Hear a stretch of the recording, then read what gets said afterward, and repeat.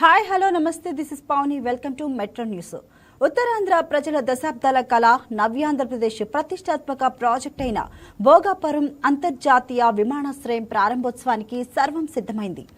ఈ జూలై 5న ప్రధాని నరేంద్ర మోదీ చేతుల మీదుగా ఈ గ్రీన్ ఫీల్డ్ విమానాశ్రయాన్ని అత్యంత వైభవంగా ప్రారంభించేందుకు ఆంధ్రప్రదేశ్ ప్రభుత్వం అన్ని ఏర్పాట్లు ముమ్మరం చేసింది. ఇందుకోసం ప్రధానమంత్రి కార్యాలయం నుంచి అధికారిక ఆమోదం కోసం ఏపీ అధికార యంత్రాంగం వేచి చూస్తుంది. భోగాపురం ఎయిర్పోర్టు ప్రారంభం గురించి మరింత సమాచారం మా విశాఖపట్నం స్పెషల్ కరెస్పాండెంట్ దుర్గా ప్రసాద్ అందిస్తారు. అంతర్జాతీయ విమానాశ్రయం అతి త్వరలోనే ఉత్తరాంధ్ర ప్రజలకి అందుబాటులో రానందుకు సిద్ధమైందని చెప్పొచ్చు. వచ్చే నెల అంటే జూలై 8వ తేదీ నుంచి కూడా సింగపూర్ ఎయిర్లైన్స్ కి చెందిన స్కూట్ ఎయిర్లైన్స్ భోగాపురం అంతర్జాతీయ విమానాశ్రయ వేదికగా తన సర్వీసును ప్రారంభించేందుకైతే అన్ని రంగాలను కూడా సిద్ధం చేస్తున్న పరిస్థితి. అయితే తాజాగా దీనికి సంబంధించి అప్డేట్ కూడా తమ వెబ్సైట్ లో కూడా అధికారికంగా ఆ స్కూట్ ఎయిర్లైన్స్ అయితే ప్రచురించడం జరిగింది. మరోవైపు మరికొన్ని ఇంటర్నేషనల్ ఎయిర్లైన్స్ సర్వీసులు కూడా భోగాపురం నుంచి తన అంతర్జాతీయ విమాన సర్వీసులు ప్రారంభించేందుకు కూడా సన్నాహాలు ఏర్పాటు జరుగుతున్నాయి. మరోవైపు ప్రస్తుతం విశాఖ నడిబొడ్డునున్న ఎన్ఏడి కొత్తగూడ దగ్గర ఉన్న ఏదైతే విశాఖపట్నం ఇంటర్నేషనల్ ఎయిర్పోర్ట్ ప్రస్తుతం అది పూర్తి స్థాయిలో అన్ని సర్వీసులు భోగాపురం అంతర్జాతీయ విమానాశ్రయానికి సంబంధించి కనెక్టివిటీ రూట్లు సంబంధించి సర్వీస్ పూర్తి స్థాయిలో ప్రజలకి అందుబాటులోకి వచ్చిన తర్వాతే ఈ ఎయిర్పోర్ట్ ని ఆపే దిశగా అడుగులు వేయాలంటే ఇప్పటికే విశాఖ నార్త్ ఎమ్మెల్యే విష్ణుకుమార్ చెప్పడం జరిగింది. ఆయనతో పాటు పలువురు కార్మిక సంఘాల నాయకులు కావచ్చు, ప్రజా సంఘాలు కూడా ప్రస్తుతం విశాఖలో ఇదే డిమాండ్ చేస్తున్న పరిస్థితి. ఎందుకంటే పూర్తి స్థాయిలో భోగాపురం అంతర్జాతీయ విమానాశ్రయం సిద్ధమైనప్పుడు కూడా ఎయిర్పోర్ట్ కి చేరుకునేందుకు పూర్తి స్థాయిలో ఎక్కడ కూడా రోడ్డు కనెక్టివిటీ ఇప్పుడు కూడా పూర్తి స్థాయిలో ప్రజలకి అందుబాటులోకి రాని పరిస్థితి. అయితే జూన్ నెలాఖరు నాటికి ఏపీఎస్ ఆర్టీసీ దాదాపు ఎలక్ట్రికల్ బస్సులు కూడా నడిపేందుకు సిద్ధమవుతా ఉంది. మరోవైపు రోడ్డు కనెక్టివిటీ సంబంధించి అటు అనంతపురం కావచ్చు, ఇటు బీచ్ క్యాడర్స్ నుంచి భీముల నుంచి కూడా చేరుకునేందుకు అన్ని రకాల ఏర్పాట్లు చేస్తున్నారు. అయితే పూర్తి స్థాయిలో ప్రజలకి అందుబాటులోకి వచ్చేంత వరకు కూడా ప్రస్తుతం కొనసాగుతున్న విశాఖ ఎయిర్పోర్ట్ నే పూర్తి స్థాయిలో కొనసాగించాలని కూడా డిమాండ్ వినిపిస్తా ఉంది. అయితే మరోవైపు ఈ ఎయిర్పోర్ట్ పూర్తి స్థాయిలో భోగాపురం సంబంధించి ఎయిర్పోర్ట్ పూర్తి స్థాయిలో రెడీ అయినప్పుడు కూడా ఈ పాత ఎయిర్పోర్ట్ కనెక్టివిటీ డొమెస్టిక్ సంబంధించి ప్రధానంగా ఇంటర్నేషనల్ ఫ్లైట్స్ భోగాపురం అంతర్జాతీయ విమానాశ్రయం నుంచి సర్వీస్ కంటిన్యూ చేసినప్పుడు కూడా డొమెస్టిక్ చాలా మంది ఇప్పుడు ప్రస్తుతం డొమెస్టిక్ ఎయిర్లైన్స్ చాలా మంది యూజ్ చేస్తూ ఉన్నారు. ఎక్కువగా దాని మీద ప్రయాణాలు చేస్తున్న పరిస్థితి. అటు ముంబై కావచ్చు, ఢిల్లీ కావచ్చు, హైదరాబాద్, చెన్నై, మరోవైపు అమరావతిలో ఎటువంటి పనులకు వెళ్ళాలన్నా విజయవాడకి వెళ్లాల్సిన కూడా పరిస్థితి. ఇప్పుడు తాజాగా అందరూ కూడా ఆ డొమెస్టిక్ ఎయిర్లైన్స్ యూజ్ చేస్తున్న పరిస్థితి. ఈ నేపథ్యంలో డిమాండ్ గా ఉన్న ఈ డొమెస్టిక్ ఎయిర్లైన్స్ ప్రస్తుతం ఉన్న ఎయిర్పోర్ట్ ని కొనసాగించాలని డిమాండ్ వినిపిస్తా ఉంది. అయితే పూర్తి స్థాయిలో అన్ని సర్వీసులు ప్రజలకు అందుబాటులోకి వచ్చిన తర్వాతే విశాఖ ఎయిర్పోర్ట్ ను ఆపై దిశగా అడుగు వేయాలంటే కూడా విశాఖలో ప్రజలు కోరుకున్న పరిస్థితి మనం చూడొచ్చు. ఏదైనప్పుడు కూడా రోడ్డు కనెక్టివిటీ సిద్ధం అవ్వాలి, ప్రధానంగా రహదారులు సిద్ధం అవ్వాలి, మరోవైపు ఆర్టీసీ సంబంధించి బస్సులు సిద్ధం అవ్వాలి, మరోవైపు ఏదైనా క్యాబ్ తీసుకోవాలన్నా కూడా చాలా అధికంగా వసూలు చేస్తున్న పరిస్థితి. విశాఖ సిటీ నుంచి భోగాపురం అంతర్జాతీయ విమానాశ్రయం చేసుకోవాలంటే దాదాపు 1:45 నుంచి 1:50 నిమిషాల వరకు పట్టే అవకాశం. అంటే దాదాపు 2 గంటల వరకు కూడా కేవలం వారి జర్నీకే ఉపయోగపడే పరిస్థితి. ఈ నేపథ్యంలో జర్నీకే సమయం అయిపోతే వారు గమ్యం చేరే టైం కానీ, లేకపోతే చెకప్ లోపల చెక్ ఇన్ టైం సంబంధించి కానీ ఇవన్నీ పూర్తి స్థాయిలో దాదాపు ఎయిర్పోర్ట్కి చేరుకోవాలంటే వారు 5 గంటల ముందే చేరుకోవాల్సిన పరిస్థితి. ఈ నేపథ్యంలో సిటీ నడిపోతున్న విశాఖ అంతర్జాతీయ విమానాశ్రయాన్ని ప్రస్తుతాన్ని కొనసాగిస్తూనే భోగాపురం అంతర్జాతీయ విమానాశ్రయం పూర్తి స్థాయిలో అన్ని ఏర్పాట్లు చేసి ప్రజలకు అనువైన రోడ్లు నిర్మాణం చేపట్టిన తర్వాత అప్పుడు ఆ ఎయిర్పోర్ట్ నేవీకి అప్పచెప్పాలని కూడా విశాఖ వాసులు కోరుకున్న పరిస్థితి మనం చూడొచ్చు. ఇది విశాఖ భోగాపురం ఎయిర్పోర్ట్ సంబంధించి కానీ విశాఖ ప్రస్తుత ఎయిర్పోర్ట్ ప్రజల నుంచి ఏం కోరుకుంటున్నారో ప్రస్తుత తాజా అప్డేట్. వీడియో జర్నలిస్ట్ కిషోర్తో దుర్గా ప్రసాద్, వైకే న్యూస్, విశాఖ. సెలబ్రిటీలకు సినిమా పరిశ్రమకు అమరావతి కొత్త కేంద్రంగా మారబోతుంది. రాజధాని నగరం మరో కీలక ఘట్టానికి వేదికగా నిలిచింది. ప్రముఖ దర్శకుడు కొరటాల శివ దర్శకత్వంలో నటసింహం నందమూరి బాలకృష్ణ హీరోగా తెరకెక్కనున్న 112వ చిత్ర ముహూర్త వేడుక అమరావతిలో ఘనంగా జరిగింది. ఈ కార్యక్రమం ద్వారా అమరావతి కేవలం పరిపాలనా రాజధానిగానే కాకుండా సాంస్కృతిక, సినీ రంగాలకు కూడా కేంద్ర బిందువుగా ఎదుగుతుందనే సంకేతాలు కనిపిస్తున్నాయి. భవిష్యత్తులో మరిన్ని సినీ కార్యక్రమాలు సినిమాలు, చిత్రీకరణలు, సినీ పరిశ్రమకు సంబంధించిన కార్యకలాపాలు అమరావతిలో జరిగితే ఈ నగరం దక్షిణ భారత సినీ రంగంలోనూ ప్రత్యేక స్థానాన్ని సంపాదించే అవకాశం ఉందని విశ్లేషకులు అభిప్రాయపడుతున్నారు. అమరావతిలో సినిమా సందడిపై మరింత సమాచారం మా కరెస్పాండెంట్ బిందు అందిస్తారు. రాజధాని అమరావతి సినిమాలకు అడ్డా కాబోతుందా? సినీ పరిశ్రమలో ఉన్న ప్రతి ఒక్క సెలబ్రిటీ అమరావతిని అడ్డాగా చేసుకోబోతున్నారు అన్న దానిపైన ఇప్పుడు తీవ్రంగా చర్చనీయాంశంగా మారింది. ఎందుకంటే ఆంధ్రప్రదేశ్లో ఉన్న అమరావతికి పూర్తిగా పెద్ద పెద్ద సెలబ్రిటీస్ ఇటీవల రాకని మనం చూసుకున్నట్లయితే వస్తుంది. ముఖ్యంగా విజయవాడకు సంబంధించి విజయవాడకి పూర్వ వైభవం వచ్చిందనే చెప్పుకోవచ్చు. విజయవాడలో గతంలో చూసుకుంటే చాలా వరకు సినీ ఇండస్ట్రీ అంతా విజయవాడలోనే నడిచేది. విజయవాడ నుండే ఏదైనా కొత్త సినిమా రిలీజ్ అయిందంటే పోస్టర్ కూడా సినీ ఇండస్ట్రీ నుండి కాకుండా ముందే విజయవాడలో పడుతుందన్న ప్రశంసలు కూడా వినిపిస్తూ ఉండేవి. అయితే కొద్ది కాలంగా విజయవాడలో సినీ టూరిజం ఏదైతే ఉందో అది పూర్తిగా పడిపోయిన నేపథ్యం కనిపిస్తుంది. ఆంధ్రప్రదేశ్లో అసలు సినీ టూరిజం చాలా వరకు తగ్గిపోయిందని చెప్పుకోవచ్చు గత 5 ఏళ్లలో. ఇప్పుడు కూటమి ప్రభుత్వం అభివృద్ధిలోకి వచ్చిన తర్వాత మళ్ళీ వారి స్టార్ట్ చేసిన ఈ సినీ టూరిజం అనేది చాలా వరకు జనాల్లోకి వెళ్తుందని చెప్పుకోవచ్చు. ఇటీవల చూసుకుంటే రామ్ చరణ్ వచ్చారు. హీరో రామ్ చరణ్ కూడా ఇందిరాగాంధీ స్టేడియంకి వచ్చి తన పెద్ద మూవీ ప్రీ రిలీజ్ ఈవెంట్ని పెట్టుకున్నారు. అదేవిధంగా బాలకృష్ణ ఈరోజు వచ్చి బాలకృష్ణ తన యొక్క పెద్ద అంటే 1/12 సినిమా షూటింగ్కి సంబంధించి కూడా ఫస్ట్ క్లిప్ ఇక్కడే రిలీజ్ చేశారు. అంటే విజయవాడ ఇటు చూసుకుంటే అంటే ఆంధ్రప్రదేశ్ వ్యాప్తంగా చూసుకుంటే అమరావతి ఏమన్నా సినిమాలకి హబ్గా మారిపోతుందా? అమరావతిలో డెవలప్మెంట్తో పాటు ఈ సినీ టూరిజం కూడా చాలా వరకు డెవలప్ అయ్యేటట్టు ఉందని కూడా ప్రజలైతే వాపోతున్నారు. ప్రజల నుండి విస్తృత స్పందనలు కూడా వస్తున్నాయి. ఇటీవల కాజల్ అగర్వాల్ కూడా విజయవాడకు సందర్శించడం జరిగింది. అదేవిధంగా పెద్ద పెద్ద సెలబ్రిటీస్ అందరూ కూడా విజయవాడలోకి వస్తున్నారు, విజయవాడని సందర్శిస్తున్నారు. అదేవిధంగా అమరావతిని కూడా సందర్శిస్తున్నారు. విజయవాడకు రాగానే ప్రతి ఒక్క సెలబ్రిటీకి గుర్తొచ్చేది మాత్రం ముఖ్యంగా అమ్మవారి గుడి. అమ్మవారి గుడి యొక్క ప్రాముఖ్యత, అమ్మవారి యొక్క గుడి యొక్క చరిత్రకి సంబంధించి ఫస్ట్ అయితే ఎవరు వచ్చినా దుర్గమ్మని దర్శించుకున్న తర్వాత వారి యొక్క కార్యకలాపాలు మొదలు పెడుతున్నారు. వారి యొక్క సినిమా ప్రమోషన్స్ మళ్ళీ విజయవాడ నుండే స్టార్ట్ అవుతుంది. అంటే అమరావతి అనేది సినిమాలకు హబ్గా మారిపోతుందని కూడా ప్రజల నుండి విస్తృత స్పందనలు వస్తున్నాయి. అదేవిధంగా జరుగుతుంది కూడా. ఇంకా చూసుకుంటే ఈ రోజు బాలకృష్ణకు సంబంధించి ఆయన యొక్క సినిమా ఫస్ట్ క్లాప్ కూడా ఇక్కడే కొట్టారు. దానికి సంబంధించి కూడా పెద్ద ఎత్తున ప్రజలందరూ కూడా హర్షం వ్యక్తం చేస్తున్నారు. అమరావతిని ఇదివరకు ఎటువంటి డెవలప్మెంట్ లేకోకుండా గత 5 సంవత్సరాల్లో వదిలేసినప్పటికీ ఇప్పుడు ప్రతి ఒక్క ఇండస్ట్రియలిస్ట్ ఇక్కడికే వస్తున్నారు. ప్రతి ఒక్క సెలబ్రిటీ కూడా ఇక్కడికే వస్తున్నారు. ఖచ్చితంగా అమరావతికి పూర్వ వైభవం, విజయవాడ ఆంధ్రప్రదేశ్కి పూర్వ వైభవం రాబోతుందని కూడా ప్రజలు చాలా వరకు హర్షం వ్యక్తం చేస్తున్న పరిస్థితి కనబడుతుంది.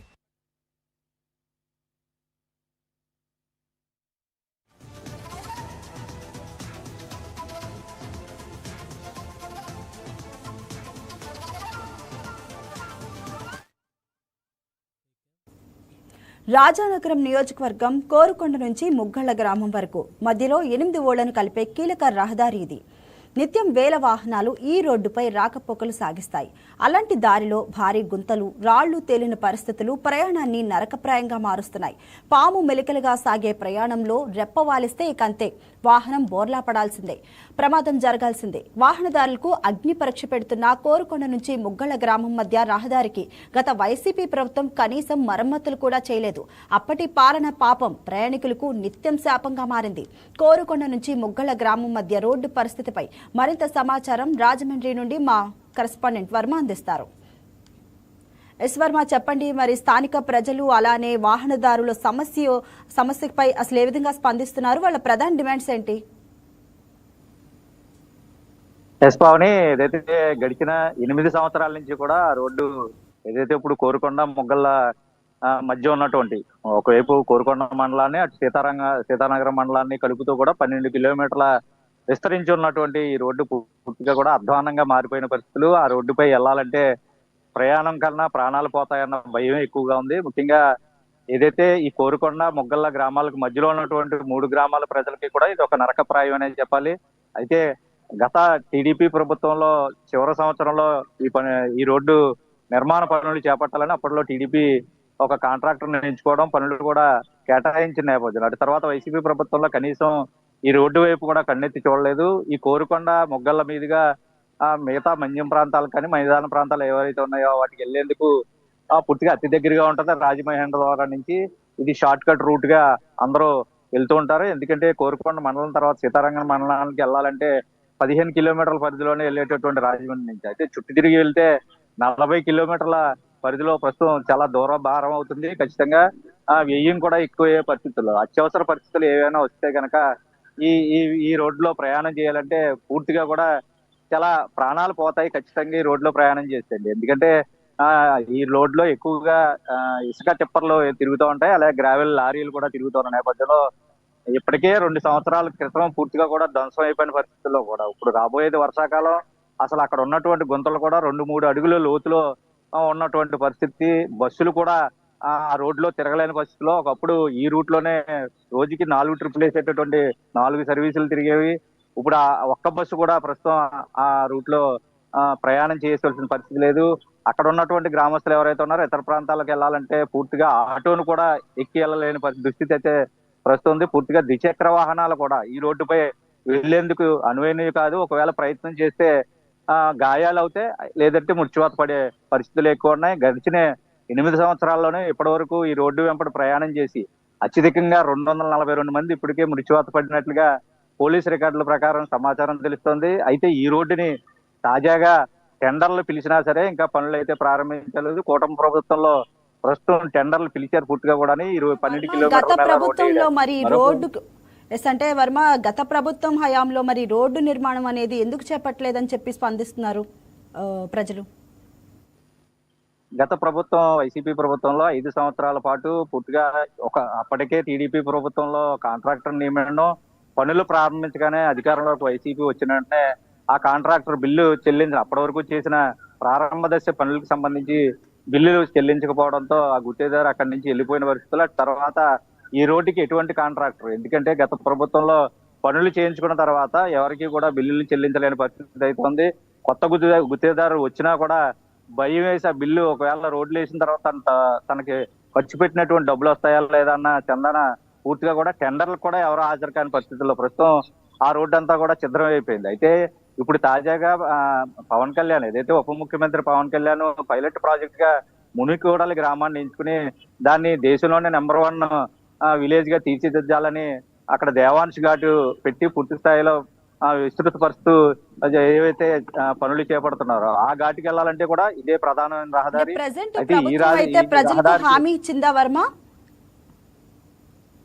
ప్రస్తుతం గత ఎన్నికల్లో 2 సంవత్సరాల క్రితం కూటమి ప్రభుత్వం ఈ రోడ్డుకి సంబంధించి స్వయంగా పవన్ కళ్యాణ్ ఇక్కడ బహిరంగ సభ పెట్టిన రోజు కోరుకొండలో కూడా అలాగే చంద్రబాబు పూర్తిగా ఇక్కడ ఎన్నికల ప్రచారానికి వచ్చినప్పుడు హామీ ఇచ్చారు. హామీలకి తగ్గట్టుగానే ఈ రోడ్డుకి టెండర్లు కూడా పిలవడం అయితే జరిగింది. అయితే టెండర్లు ముగిసి నిధులు కూడా ఉన్నా సరే 2 నెలల నుంచి పూర్తి స్థాయిలో పనులు అయితే ప్రారంభించలేదు. మళ్ళీ వర్షాకాలం వస్తే పనులకి ఆటంకం అయితే ఏర్పడుతుంది కాబట్టి త్వరితగతిన పనులు ప్రారంభించాలని ప్రజలు, స్థానికులు అయితే కోరుతున్నారు. ఏదైతే ఉత్తరాంధ్ర ప్రజలందరికీ పుష్కరాలు వచ్చే సంవత్సరం జూలైలో నిర్వహించేటటువంటి గోదావరి పుష్కరాలకి ప్రజలందరినీ ఏదైతే దేవాంశ్ ఘాట్ గా పిలిచి ముడికోడల గ్రామాన్ని పైలట్ ప్రాజెక్ట్ గా చేయాలని ఉప ముఖ్యమంత్రి అనుకున్నారో ఆ ఘాటుకి వెళ్ళాలంటే ఇదే రహదారి వెంబడి వెళ్లాల్సి ఉంటది. కాబట్టి 1 సంవత్సరం లోపు ఈ పనులు చేయకపోతే, ఎందుకంటే వర్షాకాలం పూర్తిగా కూడా 3 నెలల్లో వర్షాలు పడతాయి. మన్యం ప్రాంతం సమీపంలో అంటే ఈ సమస్యకు పరిష్కారం ఎప్పుడు లభిస్తుంది అని చెప్పి అయితే అధికారులు అంటున్నారు. అంటే ఎప్పుడు స్టార్ట్ చేస్తారని చెప్తున్నారు ఈ రోడ్డు నిర్మాణం అనేది? ఇప్పటికీ ఈ రోడ్డు వెంబడి ఉన్నటువంటి 3 గ్రామాల ప్రజలు పూర్తిగా కూడా రోడ్లపై నిరసన చేశారు. కాంట్రాక్టర్ వచ్చిన తర్వాత పనులు మొదలు పెట్టాలని ఆందోళన కూడా చేసిన పరిస్థితి అయితే ఉంది. అయితే వైకే టీవీ ప్రస్తుతం దీనిపై కథనం ప్రచురణ చేస్తుందని వచ్చిన తర్వాత దానికి సంబంధించిన గుత్తేదారు వైకే టీవీని సంప్రదించి పూర్తిగా వచ్చే నెలలో ఈ పనులు అయితే ప్రారంభిస్తాం, 6 నెలల్లో కంప్లీట్ చేస్తామని మనకైతే సమాచారం అందించిన పరిస్థితి అయితే ఉంది. అయితే ఈ 6 నెలల్లో కూడా అష్టకష్టాలు పడతాం, త్వరితగతిన రోడ్లు పనులు మరమ్మతులు చేయాలి, పూర్తిగా కొత్త రోడ్డు వేయవలసిన పరిస్థితి అయితే ఉంది. ఒకవైపు లెవెలింగ్ చేయవలసిన పరిస్థితి కూడా పూర్తిగా ఉంది. ఎందుకంటే భారీ గుంతలు ఉన్న నేపథ్యంలో అసలు నడిచేందుకు కూడా వీలు లేని పరిస్థితుల్లో ఈ రోడ్డు ఉందంటే అటువైపు ప్రయాణం చేయడానికి కూడా పూర్తిగా వదిలేసినటువంటి పరిస్థితి అయితే ఉంది. అయితే కాంట్రాక్టర్ తాజాగా వచ్చే నెల పనులు మొదలుపెట్టి 6 నెలల్లో పూర్తి చేస్తామని సమాచారం అయితే వైకే టీవీకి అందించడం జరిగింది. అయితే పనులు ఇంకా త్వరితగతిన అయితే ప్రారంభించాలి, ఎందుకంటే వచ్చే నెల ప్రారంభిస్తే మరి ఈ గుంతల వలన ఏదన్నా ప్రమాదం జరిగిందని చెప్పి ప్రజలు అంటున్నారా? ఎటువంటి ఏమన్నా యాక్సిడెంట్స్ అయినట్లుగానే ఏమైనా చెప్తున్నారా? ఎస్, మీకు ముందే చెప్పినట్టు గడిచిన 8 సంవత్సరాల నుంచి ఈ బాధ ఆ గ్రామాల ప్రజలు అనుభవిస్తూ ఉన్నారు. 242 మంది ఈ రోడ్లో ప్రయాణం చేసి మృత్యువాత పడిన పరిస్థితులు అయితే ఉన్నాయి. టిప్పర్ లారీ తిరగబడి నలుగురు అయితే చనిపోయారు. ఏదైతే గోతుల్లో పడి దంపతులు, భార్యాభర్తలు, అనేక మంది జంటలు కూడా మృత్యువాత పడిన పరిస్థితులు అయితే ఉన్నాయి. టోటల్ గా పోలీస్ రికార్డ్స్ ప్రకారం 242 మంది మృత్యువాత పడిన పరిస్థితులు అయితే ఉన్నాయి. అయితే పూర్తిగా కూడా ఈ రోడ్డుపై ప్రయాణం నిషేధం అంటూ కూడా ఏదైతే ఆజ్ఞలు ఉంటే తిరగకుండా ఎలా ఉంటారో ఆ రోడ్డు పరిస్థితి ప్రస్తుతం కూడా ఎలా అయిపోయిందో అటు వెళ్ళి ఆ రోడ్డుపై ప్రయాణం చేయడానికి కూడా సాహసించట్లేదు. అయితే ఉప ముఖ్యమంత్రి పవన్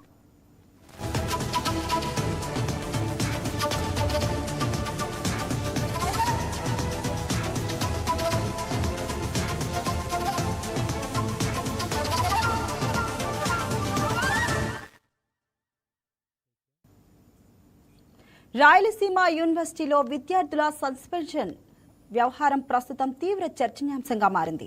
ఈ నెల 21న రాత్రి యూనివర్సిటీ ప్రధాన ద్వారం వద్ద ఆందోళనకు దిగిన విద్యార్థి సంఘం నేతలపై చర్యలు తీసుకోవడంపై విమర్శలు వినిపిస్తున్నాయి. నిబంధనలు ఉల్లంఘించిన కర్నూలు నంద్యాల రహదారిపై ట్రాఫిక్ కు అంతరాయం కలిగించారనే నెపంతో యూనివర్సిటీ యాజమాన్యం విద్యార్థి నేతలపై ఒక నెల రోజుల పాటు సస్పెండ్ చేస్తూ హాస్టల్ నుండి బహిష్కరిస్తున్నట్లు ఉత్తర్వులైతే జారీ చేసింది. విద్యార్థుల సస్పెన్షన్ పై మరింత సమాచారం మా కరెస్పాండెంట్ మురళి అందిస్తారు.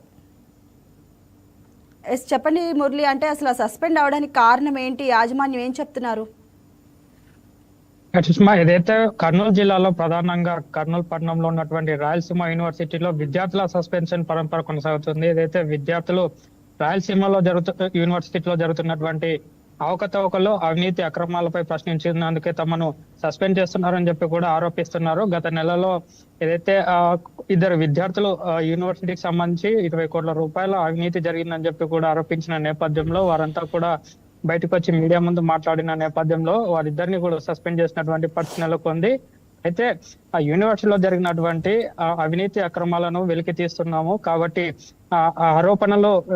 ఆరోపణల్లో నిజం ఉంది కాబట్టి వాళ్ళంతా కూడా ఇంకా ఏమైనా బయట పెడతారన్న కారణంతోనే తమను సస్పెండ్ చేశారని చెప్పి కూడా వాళ్ళంతా కూడా ఆరోపిస్తున్నారు. మరోవైపు ఏదైతే యూనివర్సిటీలో ఉన్నటువంటి హాస్టల్లో దాదాపు 800 మంది విద్యార్థులు హాస్టల్లో ఉంటుంటారు. అయితే అందులో 440 మందికి పైగా విద్యార్థులు ఏదైతే పురుషులు, అదే విధంగా మహిళలు 400 మందికి పైగా విద్యార్థులు హాస్టల్లో నివాసం ఉంటుంటారు. అయితే ఇందులో వాళ్ళకి హాస్టల్లో సరైన ఆహారం పెట్టకపోవడంతో వాళ్ళంతా కూడా కొంతమంది విద్యార్థులు ఏదైతే Telugu department, PG Telugu department చెందినటువంటి కొంతమంది విద్యార్థులు, ఇంగ్లీష్ డిపార్ట్మెంట్ చెందినటువంటి మరికొంత మంది విద్యార్థులు రోడ్డుపైకి వచ్చి అర్ధరాత్రి రాత్రి సమయంలో 10:30 సమయంలో రోడ్డుపైకి వచ్చి ఆందోళన చేపట్టిన నేపథ్యంలో వారు అటుగా వెళ్ళేటటువంటి ట్రాఫిక్ అంతరాయం కలిగించారు, అటు వెళ్ళేటటువంటి జనాలకు ఇబ్బంది కలిగించారన్న నెపంతో వాళ్ళపై కేసులు పెట్టి సెషన్ బెయిల్ ఇచ్చి వదిలేసినట్టుగా తెలుస్తా ఉంది. ఈ నేపథ్యంలోనే యూనివర్సిటీ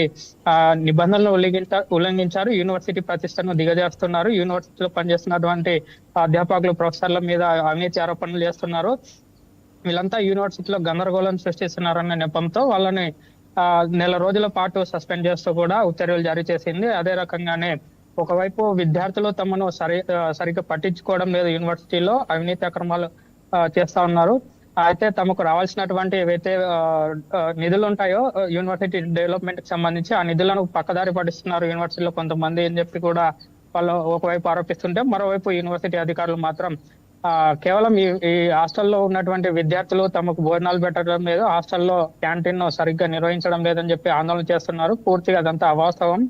యూనివర్సిటీ ఉన్నటువంటి హాస్టల్లో దాదాపు 1,10,00,000 రూపాయలు బకాయిలు పడ్డాయి. యూనివర్సిటీలో హాస్టల్లో ఉన్నటువంటి విద్యార్థులు ఈ బకాయిలు చెల్లించాలి. కాబట్టి హాస్టల్లో ఉండేటటువంటి ఏదైతే వంట చేసేటటువంటి వాళ్ళకి ఈ బకాయిలు చెల్లించకపోవడంతో వాళ్ళు విద్యార్థులకు భోజనం పెట్టలేని పరిస్థితిలో ఉన్నారు. 1 కాదు 2 కాదు, దాదాపు 1,10,00,000 రూపాయలు చెల్లించాలి కాబట్టి వాళ్ళపై బర్డన్ పడుతుంది.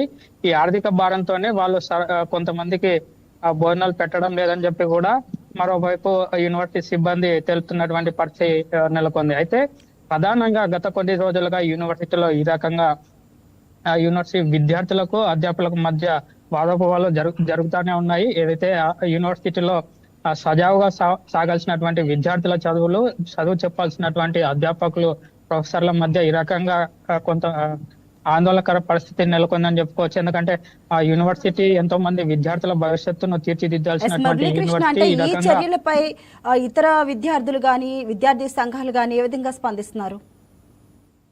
అయితే యూనివర్సిటీ తీసుకున్నటువంటి నిర్ణయం పట్ల విద్యార్థి సంఘాలు మాత్రం ఆందోళన చేస్తా ఉన్నాయి. ఏదైతే ప్రశ్నించినందుకే విద్యార్థులను ఈ రకంగా యూనివర్సిటీ నుంచి బహిష్కరించడం, వాళ్ళని ఇన్వెస్టిగేట్ చేయడం, సస్పెండ్ చేయడం అనేది తీవ్రంగా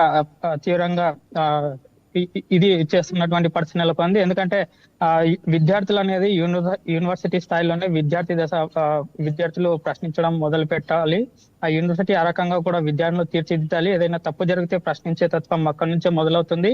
కాకపోతే ఈ రకంగా యూనివర్సిటీలో నిధుల గోల్మాలు, అదే రకంగా వాళ్ళకి చెందాల్సినటువంటి హక్కులు ఏవైతే ఉంటాయో వాటిని ప్రశ్నిస్తే మాత్రం ఈ రకంగా సస్పెండ్ చేయడం అనేది విద్యార్థులను వాళ్ళ భవిష్యత్తును అంధకారంలోకి తోయడం అని చెప్పి కూడా వీళ్ళంతా కూడా ఆగ్రహం వ్యక్తం చేస్తున్నారు. గత కొద్ది రోజులుగా యూనివర్సిటీ వ్యవహరిస్తున్నటువంటి తీరు పట్ల విద్యార్థి సంఘం నాయకులు కూడా ఆందోళన చేపడుతున్నారు. మరోవైపు యూనివర్సిటీ చెందినటువంటి అధికారులు మాత్రం యూనివర్సిటీలో అందరూ విద్యార్థులు సజావుగా చదువులు సాగిస్తున్నప్పటికీ కొంతమంది మాత్రమే, విద్యార్థి సంఘం నాయకులు కొంతమంది మాత్రమే తమ స్వలాభం కోసం ఈ రకంగా అల్లర్లు సృష్టిస్తున్నారు. అందుకే వాళ్ళని సస్పెండ్ చేస్తున్నట్లుగా తెలుపుతా ఉన్నటువంటి పరిస్థితి నెలకొంది. Thank you Murali.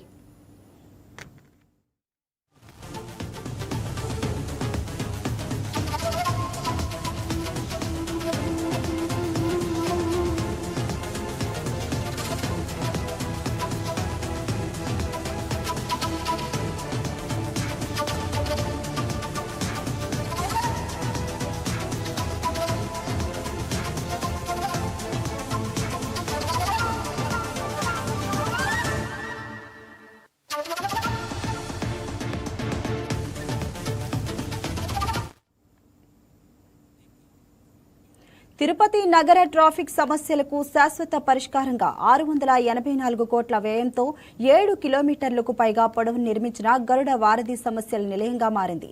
నగర అభివృద్ధికి ప్రతీకగా నిలవాల్సిన ఈ వారధిపై పలు సమస్యలు తిష్టవేశాయి. దీంతో వాహనదారులు, స్థానికులు ఆందోళన వ్యక్తం చేస్తున్నారు. భద్రత, నిర్వహణ, సౌకర్యాల కల్పన వంటి అంశాలపై ఎన్నో ప్రశ్నలు లేవనెత్తుతున్నారు. గరుడ వారధిపై ఉన్న సమస్యలు ఏంటి? ప్రజలు ఎదుర్కొంటున్న ఇబ్బందులేంటి? సమస్యలపై అధికారుల స్పందన ఏ విధంగా ఉంది అనే అంశాలపై తిరుపతి నుంచి మా స్పెషల్ కరెస్పాండెంట్ సెల్వం అందిస్తారు. కలియుగ ప్రత్యక్ష దైవం వెంకటేశ్వర స్వామిని దర్శించుకునేందుకు దేశ విదేశాల నుంచే కాదు ప్రపంచ నలుమూల నుండి కూడా యాత్రికులు ఇక్కడికి భారీ ఎత్తున కూడా వస్తుంటారు. ఈ నేపథ్యంలో వచ్చేటువంటి భక్తులకు ట్రాఫిక్ ఇబ్బందులు తలెత్తకుండా ఉండేందుకు కూడా 2019లో అప్పటి టీడీపీ ప్రభుత్వం ఒక ప్రతిష్టాత్మకమైనటువంటి గరుడ వారధి నిర్మించాలని కూడా ఇటు శంకుస్థాపన కూడా చేసినటువంటి పరిస్థితి. ఆ తర్వాత 2020లో ఇటు ప్రభుత్వం మారిన వైసీపీ ప్రభుత్వం కూడా అనంతరం 3 దఫాల్లో కూడా ఈ గరుడ వారధిని పేరు మార్చి, అంటే శ్రీనివాస్ సేతుగా మార్చి కూడా 3 దఫాల్లో కూడా ఈ గరుడ వారధిని కూడా నిర్మించినటువంటి పరిస్థితి. అయితే ఈ గరుడ వారధికి సంబంధించి కూడా మొత్తం చూసుకుంటే 173 పిల్లర్ల పైన సుమారు 7.34 కిలోమీటర్ల దూరం వరకు కూడా సుమారు 684 కోట్లు వెచ్చించి కూడా ఈ గరుడ వారధిని కూడా నిర్మించినటువంటి పరిస్థితి ఇప్పుడు మనం విజువల్ ద్వారా కూడా చూస్తున్నాం. ఏదైతే ఈ గరుడ వారధి ఉందో ఇంత ప్రతిష్టాత్మకంగా నిర్మించినటువంటి గరుడ వారధి పైన మాత్రం కొన్ని సమస్యలు ప్రధానంగా ఉన్నాయని కూడా మనం ప్రధానంగా చెప్పుకోవచ్చు. ఏదైతే కూడా ఈ గరుడ వారధిని మొదటగా ఇటు అలిపిరి నుంచి తిరుచానూరు మార్కెట్ యార్డ్ వరకు కూడా నిర్మించాలన్నప్పటికీ కొన్ని అనివార్య కారణాల చేత కూడా ఇటు కపిల తీర్థం నుంచి ఇటు తిరుచానూరు పద్మావతి ఆలయానికి అనుసంధానం చేస్తూ కూడా ఈ గరుడ వారధిని అయితే కూడా నిర్మించినటువంటి పరిస్థితి. దీంట్లో ఈ నేపథ్యంలో కొన్ని ప్రాంతాల్లో మాత్రం ప్రధాన యాక్సిడెంట్ జోన్లుగా ఇటు అధికారులు అయితే కూడా గుర్తించారు. ఇందులో ప్రధానంగా లక్ష్మీపురం సర్కిల్ కావచ్చు, అదేవిధంగా శ్రీనివాసం కాంప్లెక్స్ సమీపంలో ఉన్నటువంటి ఏదైతే ప్రధాన రహదారులు ఉన్నాయో ఆ ప్రాంతాల్లో కూడా నిత్యం ఇటు ద్విచక్ర వాహనాలు ప్రమాదానికి గురయ్యే అనేక మంది కూడా మృత్యువాత పడుతున్నారని చెప్పి కూడా ఇటు అధికారులు గుర్తించారు. ఈ నేపథ్యంలో గత 2 నెలల క్రితం కూడా ఇటు ద్విచక్ర వాహనాలని ఈ గరుడ వారధిపై అనుమతించకూడదని చెప్పి కూడా ఒక ప్రత్యేక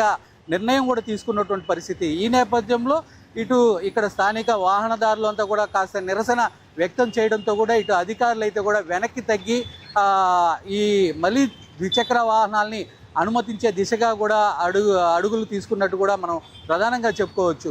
ఏదేమైనప్పటికీ ఈ అధికారులు ఈ ద్విచక్ర వాహనాలను అనుమతించకుండా నిర్ణయం తీసుకోవడం కంటే కూడా ఏదైతే యాక్సిడెంట్ జోన్లుగా గుర్తించారో వాటి దగ్గర ఇటు స్పీడ్ గన్ లాంటివి, అదేవిధంగా సీసీ కెమెరాలు, అదేవిధంగా సంబంధించి రబ్బర్ స్పీడ్ బ్రేకర్లతో పాటు ఏదైతే యాక్సిడెంట్ జోన్ ఉందో ఆ ప్రాంతంలో కూడా ఇటు గోడను మరింత ఎత్తుగా నిర్మించే విధంగా, లేదంటే స్టీల్ ఫెన్షన్ వేసి అక్కడ కూడా ఇటు నియంత్రించాలని చెప్పి ప్రధానంగా అయితే కూడా కోరుతున్నటువంటి పరిస్థితి.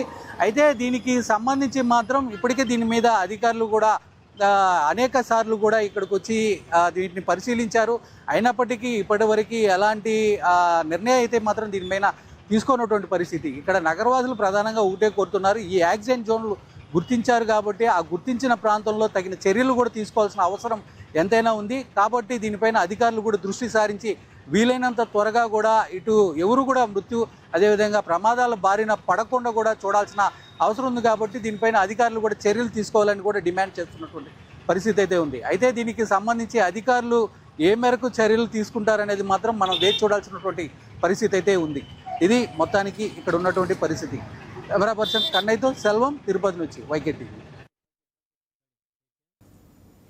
ఇది వాటి మెట్రో న్యూస్. రేపటి మెట్రో న్యూస్ లో మళ్ళీ కలుద్దాం. Stay tune to YK TV.